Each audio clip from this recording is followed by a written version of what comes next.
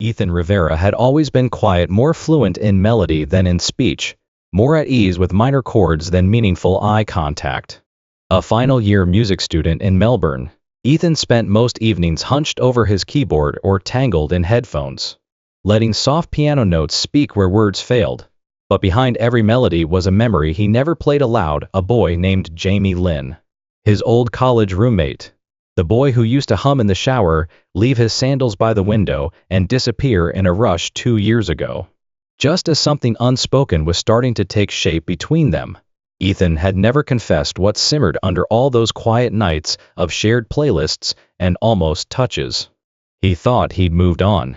But the silence Jamie left behind seemed to echo through every bar of music Ethan wrote. One sleepless, rain-slicked night, Ethan found himself twisting the dial of his old tabletop radio, chasing static like it might give him answers. That's when he stumbled upon LoveLines, a late-night radio show with a simple concept. Listeners sent in anonymous love letters, and the host, known only as Jay, read them on air. Jay's voice was soft, warm, slightly husky at the edges, and there was something oddly familiar about it. The way he paused between sentences, the gentle chuckle when a letter got too sentimental, it all struck a chord Ethan couldn't place. On impulse, heart half aware what it was doing, Ethan opened his laptop and began to type. Not a confession, not really. Just a moment remembered in secret. A letter about a roommate. A boy who played piano when the world was asleep. Who smelled like sandalwood and always forgot to put the milk back in the fridge. Who once fell asleep on Ethan's shoulder during a storm and stirred something in him that had never quite gone away. Ethan didn't sign it, didn't name him. Just clicked send before he could second guess. The next night, he nearly dropped his tea when Jay began reading the letter. There it was, his memory, spoken aloud by someone he'd never met. Or had he? The way Jay read certain lines, the catch in his voice when he reached the part about the piano music, sent a ripple through Ethan's chest. Something in him stirred, something that had been quietly waiting. What Ethan didn't know, what he couldn't have imagined, was that Jay wasn't a stranger. It was Jamie. Back in Melbourne, back from heartbreak, hiding behind a microphone and trying to rebuild himself in the quiet hours of night radio. And when Jamie read the letter, when he reached the line about humming while brushing his teeth, he froze. Because the details weren't just familiar, they were his life. Two voices, separated by time and secrets, had just found each other again. Through static, through ink, through the fragile, beautiful magic of midnight radio. Ethan hadn't planned to write again. The first letter had been a whisper into the void, a lonely heart searching for something it didn't expect to find. But hearing his words spoken aloud on air had awakened something he hadn't felt in years.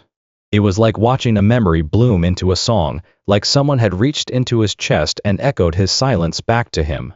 So he wrote another letter. Then another. Each one dipped a little deeper into the well of old memories, of what he'd never dared speak aloud.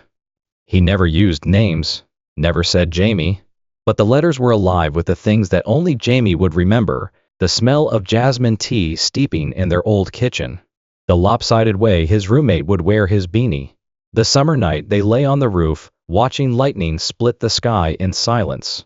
Ethan's words weren't flashy, they were quiet, observant, full of the small aching truths love is made of.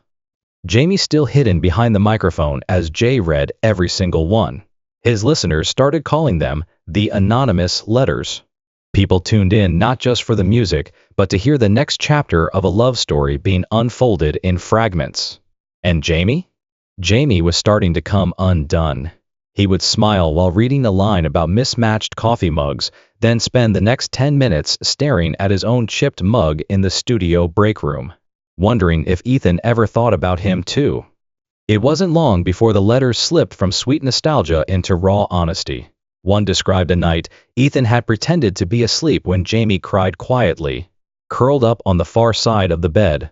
Another remembered a melody they'd hummed together but never recorded, a song without lyrics, unfinished. That night, Jamie sat frozen in the studio, his fingers trembling above the play button. When he finally spoke, his voice cracked.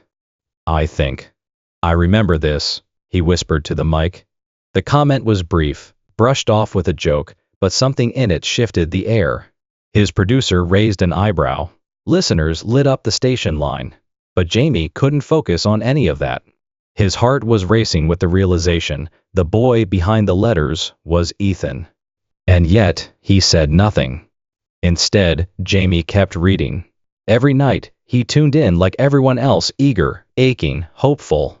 Ethan's letters became a ritual, a gentle balm in a world that had hardened after too many disappointments. Through them, Jamie found a way to feel again. To remember the warmth he once had and the chance he might still have. Across town, Ethan sat by the radio, wrapped in a blanket, heart wrapped in doubt. He didn't know who Jay was, but something in the pauses, in the way the voice softened on certain words, made him wonder. Could it be? He didn't dare to hope. Not yet. Ethan sat cross-legged on the wooden floor of his apartment, surrounded by scattered sheet music and half-drunk mugs of chamomile tea. The soft hum of the radio played in the background, as constant as the ache in his chest. He had written nearly a dozen letters now, each one more confessional than the last. Bleeding memories and longing into sentences he never thought anyone would hear, especially not Jamie. Yet every night, the host read them with a voice that curled around his words like a familiar melody.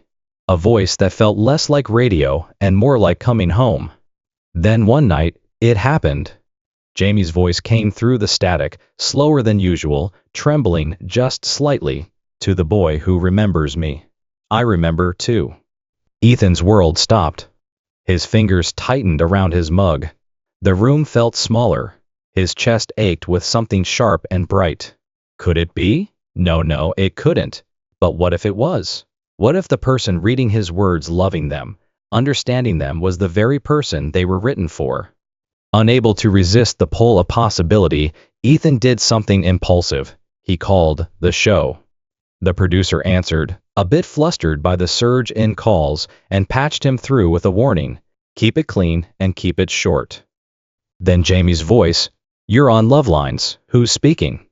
I'd rather not say, Ethan replied, masking his voice just enough. I've been listening for a while. Something in Jamie shifted. His tone warmed, like he was smiling. Then let's talk, mystery caller. And so they did. Night after night, Ethan called again, each time anonymously. They never used names. They didn't need to. Their conversations unfolded like a song played from memory, halting, intimate, unfinished. Jamie asked things like, what's a moment you regret not holding on to?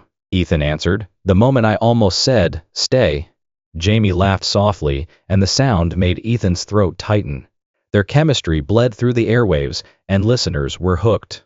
No one knew their story, just that two strangers were falling into something tender and true in real time. The show gained a cult following. Fans called it the Midnight Connection. The station saw a spike in ratings. But neither Ethan nor Jamie cared about the fame. They were lost in something quieter, something sacred. In his letters, Ethan stopped writing about the past and started writing about the present. How the voice on the other end steadied his heart. How he wished he could reach through the mic and say what he meant to say 2 years ago. Jamie, meanwhile, scrolled through the saved letters every night after the show, heart pounding at each new one. He knew now. He was almost sure. But he didn't want to break the spell. Not yet. Ethan knew he couldn't keep hiding behind letters forever. The distance between him and the radio host, between his heart and his voice, was beginning to collapse. Every night, their on-air conversations grew warmer, fuller, humming with an intimacy that trembled at the edges. He had written so much already, memories, longings, mabes, but he hadn't told the truth. Not the whole truth. Not the aching, unfiltered melody that had haunted his fingers every time he touched the piano. So he sat down one night, just past midnight, and wrote a final letter. He titled it, The Song I Never Played. It was less letter and more confession, the kind of honest that only came after years of silence. In it, Ethan laid everything bare. How he'd fallen for Jamie in the quietest way, through cups of jasmine tea passed wordlessly, through shared headphones, through watching him fall asleep during late-night study marathons. How he had known it was love the night Jamie stood in the doorway, soaked from the rain, and smiled like he was home. And how, in fear, Ethan had stayed quiet.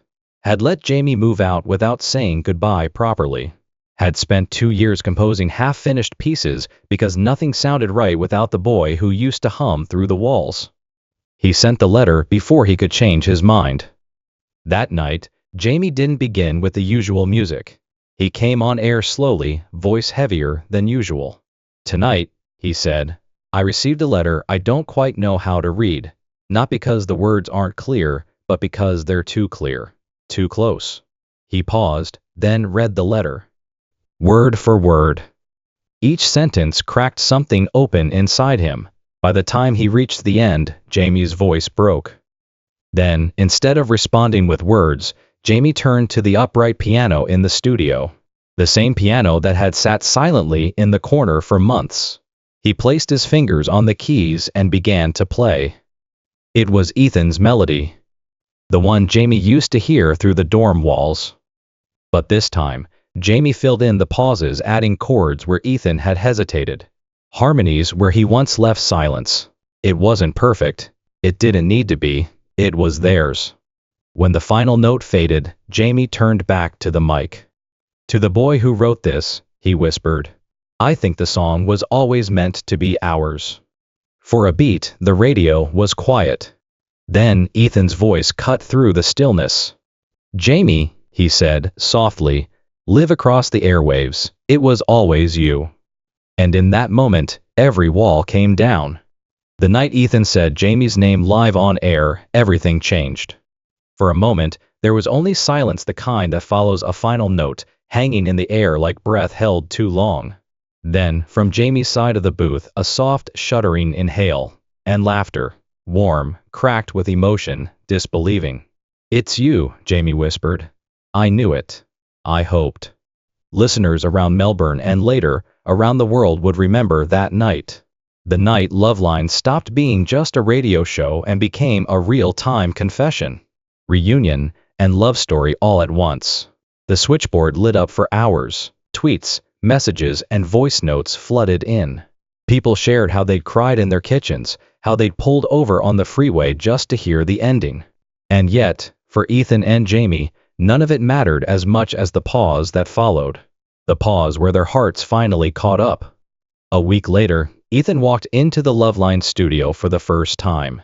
Jamie stood waiting by the booth, holding 2 mugs of jasmine tea and wearing that same soft, crooked smile. Ethan remembered from 2 years ago. "I figured we owe them an encore," Jamie said, holding up the spare microphone. Their first co-hosted show was quiet, full of glances and shy jokes, unfinished sentences and full-circle moments. But by the 3rd episode, they had found their rhythm again. And so began the new chapter of LoveLines, a duet radio show about love, longing, and the bravery it takes to say what we feel before it's too late. Jamie read the letters. Ethan answered with music. Sometimes, Ethan read too, his voice shy but steady, telling stories that started with silence and ended in crescendo. They played songs that hadn't been heard in years. They spoke to callers about regret and redemption. Their connection, so palpable, so real, made strangers believe again in second chances. And at the end of every show, like clockwork, Jamie would say, "Whatever your frequency, we hope you find the one who tunes into your heart." Then, just before the outro music played, Ethan would lean forward, smile barely contained, and whisper, "To the boy who played piano behind my wall, I'm still listening." People tuned in for the music. They stayed for the magic. Because some love stories aren't written in grand gestures or shouted in crowds. Some unfold quietly between radio waves, between shared cups of tea, between letters and melodies, and the space between 2 microphones. And when they do, the world listens.